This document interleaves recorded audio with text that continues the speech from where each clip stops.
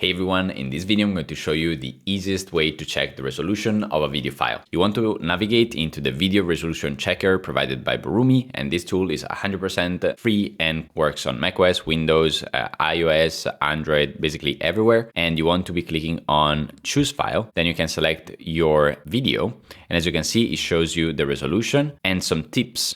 For example, you can see that this video has a good resolution and it's also using a well-supported aspect ratio, which is very important if you publish your video on platforms like YouTube, Instagram, and so on. For example, if I select a screen, you can see that here we use a custom aspect ratio because I used a screen recorder to do that. And in this particular case, you need to be mindful because on some platforms like YouTube, this is supported. You can put any aspect ratio you want, but if you want to publish it on Instagram and other platforms, that you really need to be mindful about the aspect ratio. If you want to try the tool, again, it's 100% free and the link is in the video description. And if you have any questions, just let me know and I'll do my best to help. And by the way, if you're creating educational content like tutorials, video courses, and product demos, you should really check out Borumi as a product because it allows you to create amazing looking videos without the hassle.